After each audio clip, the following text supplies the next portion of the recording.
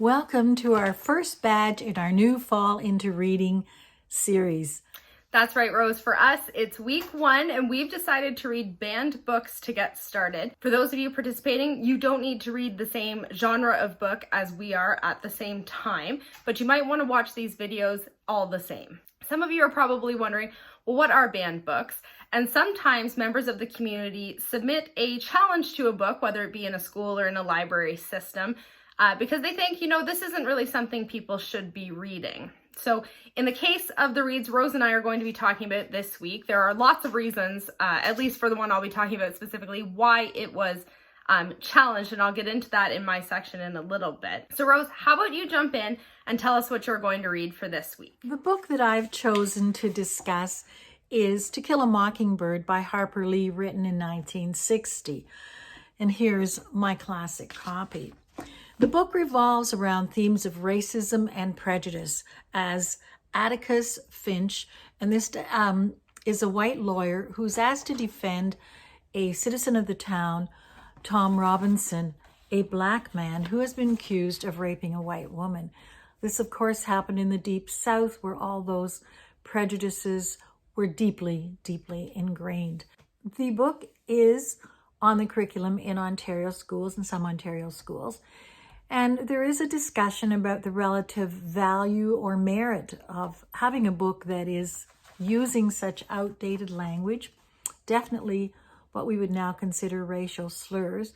And Wei Sin Choi, a very prominent Canadian author, says the value is to talk about it with a critical eye and to bring the issues to the forefront. So like Rose's read To Kill a Mockingbird, I chose a book which is frequently both on school reading lists and also frequently challenged. And while I was doing a bit of research for this chat, one article actually said that there's 2 lists you can find The Hate U Give on, and that is the New York Times bestseller and also the banned books list.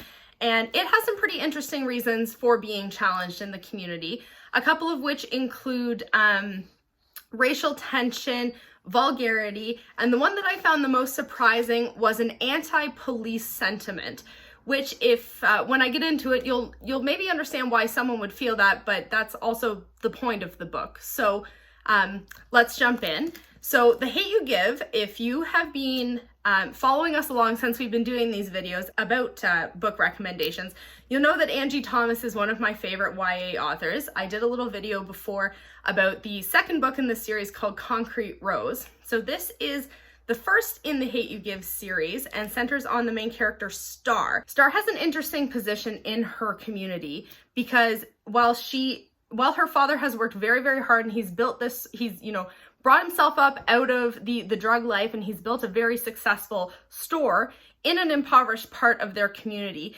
She's afforded a lot of luxuries in that she gets to go to a private prep school. So she's living this sort of dual life where she's going to school with a lot of rich white people, but she's also part of an impoverished black community. So her coming of age story sees this sort of dual narrative and the 2 separate sort of people she needs to be depending on which community she's in. So the crux of The Hate U Give centers around a scenario where Star and one of her friends from the Garden, which is the impoverished area near her dad's store, she and her friend Khalil are out driving and are pulled over by the police. Now, the police have the suspicion that Khalil is a drug dealer, which they use to sort of justify the fact that when they pull him over, the white police officer ends up shooting and killing him. And we end up finding out that the alleged handgun the cop saw was actually a hairbrush in the side of his car. So The Hate U Give kind of explores things exactly like was challenged, racial tension. There's some harsh language, of course, but it really does a deep dive into the experiences of Black youth in such a circumstance, and it's an absolutely excellent read, which, like I said at the beginning, is the exact reason why it's a New York Times bestseller. It's won tons of awards, and if you guys are looking for a copy, we definitely have one at the library, and you should be able to hop on lists on Overdrive for both ebooks and audiobooks. Next week, we look forward to talking to you guys about Indigenous authors. As a bit of a pro tip, we have curated a list of Indigenous authors, so if you go to shelbournelibrary.ca and click on the little button on the right hand side that says Our Catalog.